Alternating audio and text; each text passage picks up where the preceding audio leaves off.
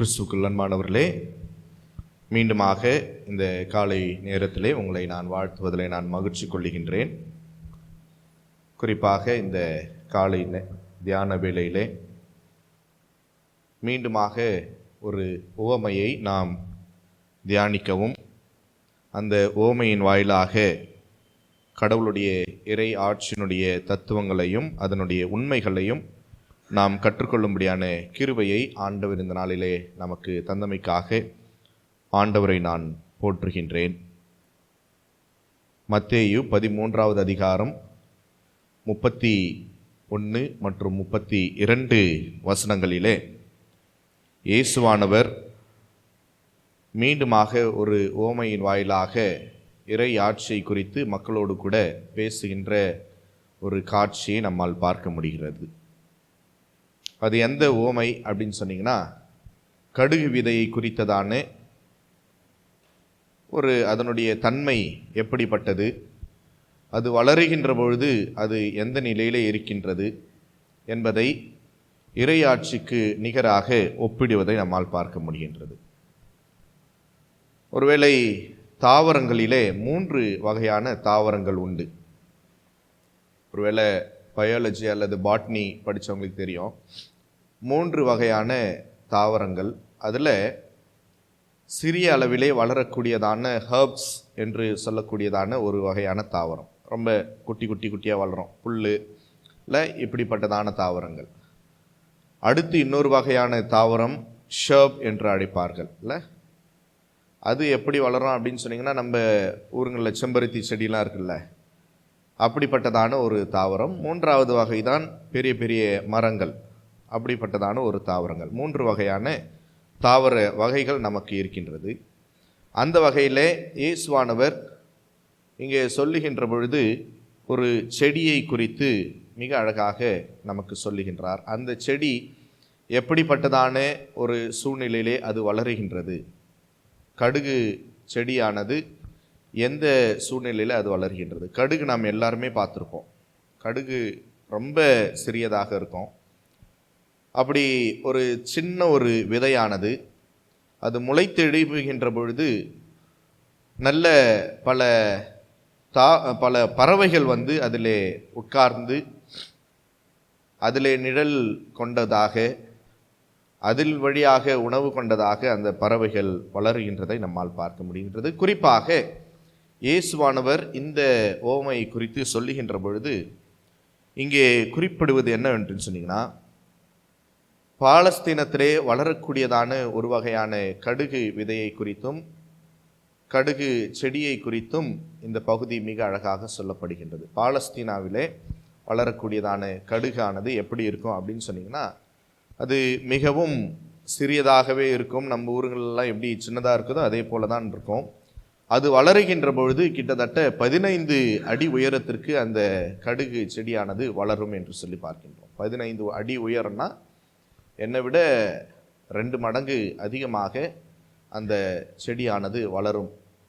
அப்போ அவ்வளவு பெரிய செடியிலே இந்த கடுகு செடியானது மிக மிக விசேஷத்து விதமாக அது படைக்கப்பட்டிருக்கு. ஏன் அப்படின்னு சொன்னீங்கன்னா, அது ரொம்ப காஸ்ட்லியானதே கிடையாது, ரொம்ப சீப்பான ஒரு விதை. அந்த விதையின் வழியாக இயேசு கிறிஸ்துவானவர் ஒரு அடையாளத்தை நமக்கு காட்டுகின்றார். எல்லா வகையான மண்களிலேயுமே வளரக்கூடியது இந்த பாலஸ்தீனாவிலே இருக்கக்கூடியதான அந்த கடுகு விதை. எல்லா கால சூழ்நிலையிலும் வளரக்கூடியது. எல்லா டெம்பரேச்சர்லையும் என்ன ஆகும், வளரும். எல்லா சாயில்லையும் அது வளரும், எல்லா டெம்பரேச்சர்லையும் அது வளரும். அப்படியாக பல்வேறு தன்மைகளை கொண்டது இந்த கடுகு விதை. இதற்கு அந்த பயாலஜிக்கல் நேம் அப்படின்னு சொல்லி ஒன்று சொல்லுவாங்க இல்லை, அந்த பயாலஜிக்கல் நேமில் இது பார்த்தீங்கன்னு சொன்னீங்கன்னா க்ரூசிஃபெரே என்று அழைக்கின்றார்கள். என்ன சொல்கிறாங்க? க்ரூசிஃபெரே என்று சொல்லி அழைக்கின்றார்கள். ஒருவேளை ஆங்கிலத்திலே சிலுவையினுடைய பாடுகளையும் அதனுடைய மரணத்தையும் நாம் ஒரு பெயர் சொல்லி அழைப்பது உண்டு. என்ன சொல்லுவோம் நம்ம? க்ரூசிஃபிகேஷன் அல்லது க்ரூசிஃபிக்ஷன் என்று சொல்லி நாம் அழைக்கின்றோம். ஒருவேளை நான் நினைக்கின்றேன், இந்த கடுகு விதையை கொண்டு அல்லது இந்த கடுகு செடியை கொண்டு க்ரூசிஃபெரே என்கின்றதான அந்த வார்த்தையிலிருந்து கூட க்ரூசிஃபிகேஷன் என்கின்றதான வார்த்தை தோன்றியிருக்கலாம் என்று சொல்லி. ஆக ஒருவேளை அது இயேசுவானவரை குறித்ததான ஒரு சொற்றாடலை நமக்கு மிக அழகாக இந்த பகுதி நமக்கு பதிவிடுகின்றது. ஒருவேளை இயேசுவானவர் இந்த உலகத்திலே பிறக்கின்ற பொழுது ஒரு சாதாரண நிலையிலே அவர் பிறந்தார். அவர் தான் என்ன சொல்கிறாரு, கடுகு விதைக்கு இயேசுவானவரை ஒப்பிடுகின்றார்கள். இறையலாளர்கள் சொல்லுகின்ற பொழுது ஒரு சிறிய ஊரிலிருந்து, நாசரேத்தூரிலிருந்து யாதொரு நன்மையும் பிறக்கக்கூடுமோ அப்படின்னு சொல்லுகின்றார்ல. அப்போ ஒரு சாதாரண நிலையில் இருப்பவரை கொண்டு இன்றைக்கு இந்த உலகம் முழுவதுமாக பரவி இருக்கின்றதான கிறிஸ்தவர்களை, குறிப்பாக உலகம் முழுவதுமாக இருக்கின்றதான கிறிஸ்தவர்கள் எப்படிப்பட்ட நிலையிலே அவர்கள் இருக்கிறாங்க அப்படின்றத, அல்லது இன்றைக்கு நாம் எப்படிப்பட்டதான நிலையிலே வாழ வேண்டும் என்கின்றதான உண்மையை குறிப்பாக இந்த பகுதி நமக்கு சொல்லிக் கொடுக்கின்றது.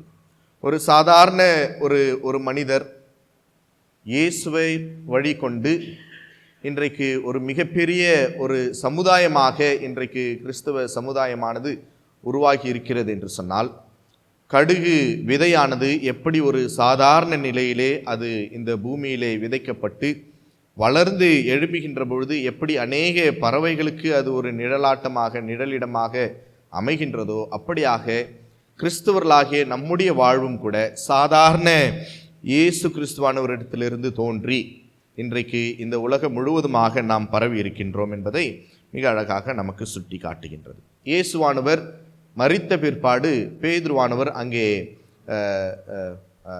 120 நபர்களுக்கு அட்ரஸ் பண்ணுறாரு. அப்போஸ்தலர் 1வது அதிகாரம் 15வது வசனத்தை வாசிக்கலாம். அப்போஸ்தலர் 1வது அதிகாரம் 15வது வசனத்தில்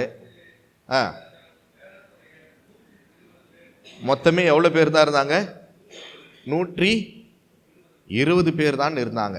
எப்போ இயேசுவானவர் மரித்து, அந்த பகுதி எதை நமக்கு சொல்லுகின்றது என்று சொன்னால், யூதாஸானவர் இயேசுவை காட்டி கொடுத்து விட்டார். யூதாஸ் இயேசுவை காட்டி கொடுத்தது நிமித்தமாக அவன் ஒரு சில காசு சேகரித்து வைத்து அவர் ஒரு இடத்தை வாங்கினார். அந்த இடமானது சாபக்கேடான இடமாக இருக்கிறது. இனி யாருமே அந்த இடத்துக்கு போகக்கூடாது.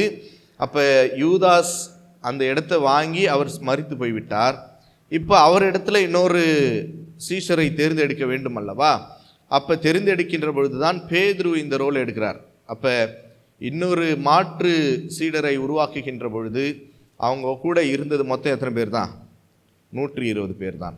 நீங்கள் யோசித்து பாருங்கள், சாதாரண ஒரே ஒரு நபரினாலே துவங்கப்பட்டதான இந்த கிறிஸ்துவ சமுதாயமானது, இயேசுவின் வழியாக அவருடைய போதனையின் வழியாக துவங்கப்பட்டதான இந்த கிறிஸ்துவ சமுதாயம் காலப்போக்கிலே 12 பேரை தேர்ந்தெடுத்தார், 70 பேரை தேர்ந்தெடுத்தார். இப்பொழுது எத்தனை பேர் இருக்கிறாங்க? 120 பேர் இருக்கிறாங்க. இன்றைக்கு நம்முடைய வேர்ல்டு டோட்டல் பாப்புலேஷனில் கிட்டத்தட்ட 30% பாப்புலேஷன், 30%த்திற்கும் மேற்பட்ட பாப்புலேஷன் யார் தான் அப்படின்னு சொன்னீங்கன்னா கிறிஸ்தவர்கள் தான். இல்லை, உலக மக்கள் தொகையின் அடிப்படையிலே 30%த்திற்கும் மேலாக இருக்கின்றதான ஒரு மக்கள் தொகையாக இன்றைக்கு நாம் இருக்கின்றோம். ஒருவேளை நம்முடைய அருள்நாதர் இயேசு கிறிஸ்துவானவர் சிலுவையிலே நமக்கு தன்னுடைய உயிரை நமக்கு பலியாக ஒப்பு கொடுக்கவில்லை என்று சொன்னால், இன்றைக்கு நம்முடைய சமுதாயமானது எங்கோ அழிந்து போகின்ற ஒரு சமுதாயமாக நம்முடைய சமுதாயம் உருவாகி இருக்கும். 2.4 பில்லியன் கிறிஸ்தவர்கள் வாழ்ந்து கொண்டிருக்கிறார்கள் நம்முடைய உலகத்திலே. ஒருவேளை 2050ஆம் ஆண்டுக்குள்ளாக அது 3 பில்லியனாக அது மாற வேண்டும் என்று சொல்லி ஒரு சர்வே எடுத்து அந்த சுவிசேஷம் சொல்லக்கூடியதான திறமைகள் எல்லாம், நம்ம எப்படி யுக்திகளை எல்லாம் நாம் வளர்த்து எடுக்க வேண்டும் என்கின்றதான அந்த சிந்தனையிலே இந்த 2.4 பில்லியன் மக்கள் தொகையானது 2050ஆம் ஆண்டுக்குள்ளாக எத்தனை பேராக மாறணும்? 3 பில்லியனாக மாற வேண்டும் என்று சொல்லி நம்முடைய சுவிசேஷகர்களும் இந்த கிறிஸ்துவனுடைய தன்மைகளையும் தகவுகளையும் எடுத்து செல்லுகின்றதான குருக்கள் வழியாக நாம் பார்க்கின்றோம். அப்போ சாதாரண ஒரு சூழ்நிலையிலே ஒரு கடுகு விதையை போல நம்முடைய அருள்நாதர் இயேசு கிறிஸ்து தோன்றி இன்றைக்கு ஒரு மிகப்பெரிய ஒரு சமுதாயமாக, கிறிஸ்துவ சமுதாயமாக வளர்த்தெடுக்கப்பட்டிருக்கின்றதான நம்முடைய சமுதாயமானது இந்த லெந்து நாட்களிலே அநேக பறவைகள், இயேசுவை குறித்து அறியாத அநேக பறவைகள் நம் வழியாக, இன்றைக்கு நாமும் கூட எப்படி தான் இருக்கிறோம்? நாம் எப்படி இருக்கிறோம்? கடுகு செடிகளைப் போல நம்முடைய வாழ்வு மாற வேண்டும் என்று சொல்லி இந்த பகுதி நமக்கு அழகாக சொல்லிக் கொடுக்கின்றது. ஒருவேளை இயேசுவானவர் வழியாக இன்றைக்கு நாம் அனைவருமே நல்ல ஒரு இளைப்பாறுதலை நாம் பெற்று இருக்கின்றோம் இல்லை? அந்த பறவைகள் வந்து அந்த மரத்திலே உட்கார்ந்து இளைப்பாறுகின்றதை போல எடுத்தவர்கள் வாசிக்கலாம். மத்தேயு 11வது அதிகாரம் 28-30 அடங்கிய பகுதிகளை வாசிப்போம். மத்தேயு 11வது அதிகாரம் 28-30. வருத்தப்பட்டு பாரம் சுமக்கிறவர்களே, நீங்கள் எல்லாரும் என்னிடத்திலே வாருங்கள், நான் உங்களுக்கு இளைப்பாறுதல் தருவேன் என்று நம்முடைய ஆண்டவராகிய இயேசு கிறிஸ்து சொல்லுகின்றார். அந்த இளைப்பாறுதலை பெற்று இருக்கின்றதான நாம இந்த லெந்து நாட்களிலே அநேக கிறிஸ்துவை குறித்து அறியாதவர்கள், வருத்தத்தோடு கூட இருப்பவர்களுக்கு நாம் இளைப்பாறுகின்ற ஒரு மரமாகவும் இளைப்பாறுகின்ற ஒரு செடியாகவும் நம்முடைய வாழ்வானது மாற வேண்டும் என்று சொல்லி நம்முடைய அருள்நாதர் இயேசு கிறிஸ்து நம்மை பார்த்து அழைக்கின்றார். இன்றைக்கி நாம் எல்லாம் அந்த இளைப்பாறுதலின் வழியாக தான் இன்றைக்கு இந்த காலை வேளையிலே நாம் ஆலயத்தில் அமர்ந்திருக்கின்றோம் இல்லை? அல்லேலூயா, அது உண்மை தானே இல்லை? இயேசுவானவர் நமக்கு இளைப்பாறுதலை கொடுத்திருக்கின்றார். பல சூழ்நிலைகளிலே சமாதானம் இல்லாமல் இருக்கின்ற பொழுது கடவுள் நமக்கு சமாதானத்தை அருளி இருக்கின்றார், இளைப்பாறுதலை கொடுத்திருக்கின்றார். அதன் வழியாக இன்றைக்கு நாம் ருசி பார்த்த அந்த இளைப்பாறுதலின் ஆண்டவரை இன்றைக்கு அநேக மக்கள் இளைப்பாற அடைய செய்வது நம்முடைய தலையாய கடமையாக இருக்கின்றது. நல்ல ஒரு அழகான ஒரு இல்லமாக அந்த கடுகு செடியானது மாறி இருக்கிறது.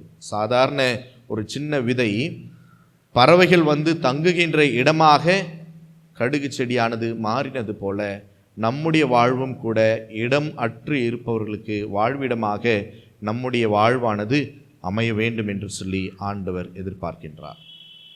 ஆகாயத்து பறவைகளை கவனித்து பாருங்கள், காட்டு புஷ்பங்களை கவனித்து பாருங்கள் என்று சொல்லுகின்றார். அவைகளுக்கெல்லாம் உடுத்துகின்ற ஆண்டவர் உங்களுக்கு உடுத்துவதும் அதிக நிச்சயம் அல்லவா? அவைகளுக்கெல்லாம் போஷிக்கின்ற ஆண்டவர் உங்களுக்கும் போஷிப்பது அதிக நிச்சயம் அல்லவா என்று சொல்லி நம்முடைய ஆண்டவர் சொல்லுகிறாரே. அப்ப அவருடைய போஷிப்பிலே வளர்ந்த நாம், அவருடைய பராமரிப்பின் கீழே வளர்ந்த நாம் இன்றைக்கு பல மக்கள் போஷிப்பின்றி பராமரிப்பின்றி இருக்கின்றதான மக்களுக்கு நம்முடைய வாழ்வு ஒரு கடுகு செடியாக மாற வேண்டும் என்று சொல்லி ஆண்டவர் விரும்புகின்றார். இயேசுவானவர் நமக்கு வாழ்வளிக்கின்ற உணவாக இருக்கின்றார். ஜீவ அப்பம் நானே என்று சொல்லுகின்றார், வாழ்வளிக்கும் உணவு நானே என்று சொல்லுகின்றார். அப்போ ஒரு சாதாரண நிலையிலே இருந்துதான இயேசு கிறிஸ்து எப்படி உணவை கொடுக்கத்தக்கதான வகையிலே ஒரு கடுகு செடியை போல வளர்ந்து எழும்பியிருக்கின்றதோ, இன்றைக்கு கிறிஸ்துவ சமுதாயமானது ஒரு மிகப்பெரிய நிலையிலே நாம் வளர வேண்டும் என்று சொல்லி ஆண்டவர் நம்மிடத்திலிருந்து எதிர்பார்க்கின்றார். அன்புக்குரியவர்களே, ஒருவேளை இன்றைக்கு எப்படி இந்த கிறிஸ்துவ சமுதாயமானது வளர்ந்தது, இவ்வளவு தூரத்துக்கு எப்படி வளர்ந்தது? எப்பயாச்சும் நம்ம யோசித்து பார்க்கிறோமா? எப்பயாச்சும் நம்ம யோசித்து பார்த்துருக்கிறோமா? எப்படி இவ்வளவு தூரத்திற்கு வளர்ந்தது கிறிஸ்துவ சமுதாயமானது? என்ன செய்தார்கள், எப்படி செய்தார்கள் என்பதை என்னைக்காச்சும் யோசித்து பார்த்துருக்கோமா? உணவில்லாதவர்களுக்கு உணவு கொடுத்தார்கள், படிப்பில்லாதவர்களுக்கு படிப்பு கொடுத்தார்கள், வேலை வாய்ப்பில்லாதவர்களுக்கு வேலை வாய்ப்பு கொடுத்தார்கள். இல்லை, இப்படியாக இயேசுவானவர் சொன்னதான அத்துணையும் ஒரு கடுகு விதையை போல இருந்து மிஷனரிமார்கள் நமக்கு செய்தது போல இன்றைக்கு நாமும் கூட அப்படிப்பட்டதான ஒரு மிஷனரி தாகத்தை நாம் ஏற்படுத்துகின்ற பிள்ளைகளாக இருப்பதற்கு ஆண்டவர் இந்த நாளிலே நம்மை பார்த்து அழைக்கின்றார். ஒருவேளை 2050வது ஆண்டுக்குள்ளாக இந்த கிறிஸ்துவ சமுதாயமானது எவ்வளவு மாறணும்னு சொன்ன 3 பில்லியனாக மாற வேண்டும். 300 கோடி மக்கள் தொகையாக இந்த உலகத்திலே நாம் மாற வேண்டும். அதை தான் இறை ஆட்சிக்கு ஒப்பாக ஆண்டவர் சொல்லுகிறார். இன்றைக்கு நம்மை பார்த்து இறை ஆட்சியை கட்டமைக்கின்ற ஒரு திருப்பணியிலே கடவுள் இந்த காலை நேரத்திலே நம்மை பார்த்து ஒரு அறைகூவலை விடுக்கின்றார். எப்படி மத்தியாவின் பெயருக்கு சீட்டு விழுந்தது போல இந்த காலை நேரத்திலே நமக்கும் அதே சீட்டை ஆண்டவர் கொடுக்கிறார்.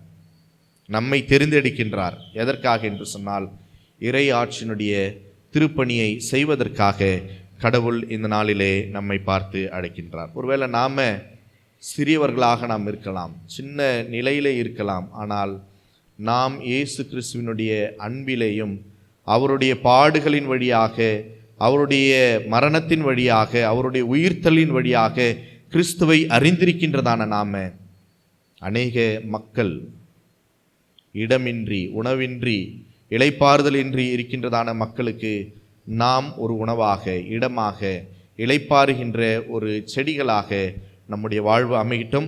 கடவுள் இறையாட்சியை நமக்கு வழங்கி நிறைவாக ஆசீர்வதிப்பாராக. கண்களை மூடுவோம். ஆண்டவரே, இந்த காலை நேரத்தில் என்னுடைய வாழ்வு ஒரு கடுகு விதையைப் போல, உம்முடைய வாழ்வைப் போல என்னுடைய வாழ்வு மாற வேண்டும் ஆண்டவரே என்று சொல்லி ஆண்டவரிடத்திலே நாம் கேட்போம். இந்த காலை நேரத்திலே ஒரு புதிய உண்மையை நாங்கள் கற்றுக்கொள்ளும்படியான கிருபை கொடுத்திருக்கின்றேன். ஒருவேளை ஒரு சிறிய விதையானது வளர்ந்த பிறகு எப்படி அநேக பறவைகள் வந்து அந்த செடியிலே வந்து அமர்கின்றதை போல எங்களுடைய வாழ்வும் கூட ஆண்டவரே ஒரு சாதாரண நிலையிலே இருந்த எங்களுடைய வாழ்க்கையானது இன்றைக்கு வளர்ந்திருக்கின்றதான ஒரு கடுகு செடியை போல எங்களுடைய வாழ்க்கை மாறி இருக்கின்ற பொழுது நாங்களும் அநேக மக்களுடைய வாழ்விற்கு முன் உதாரணமாக எங்களுடைய வாழ்வு அமைவதற்கு எங்களை தாழ்த்தி நாங்கள் அர்ப்பணிக்கின்றோம் சுவாமி. அதன் வழியாக இன்னும் அநேக மக்கள் நீர் யார் என்பதை புரிந்து கொண்டு, நீர் யார் என்பதை அவர்கள் உணர்ந்து கொண்டவர்களாக வாழ்வதற்கு நீர் அவர்களுக்கு அருள் புரிய வேண்டுமாறு நாங்கள் சுபிக்கின்றோம். இயேசுவை வார்த்தையில் அல்ல வாழ்வில் காட்டுங்களே என்று சொல்லி நாங்கள் ஒரு பாடலை பாடுகின்றோமே, அப்படியாக வார்த்தையில் மட்டும் அல்ல ஆண்டவரே, எங்களுடைய வாழ்விலேயும் உம்மை வெளிப்படுத்த, எங்களுடைய வாழ்க்கை உம்மை பிரதிபலிக்கின்ற ஒரு வாழ்க்கையாக மாற வேண்டுமாறு நாங்கள் மன்றாடுகின்றோம். தொடர்ந்து எங்களை ஆசீர்வதித்து பாதுகாத்துக் கொள்ளும். மீட்பர் இயேசு கிறிஸ்துவின் வழியாக வேண்டுதல் செய்கின்றோம் ஜீவனுள்ள நல்ல தந்தையே.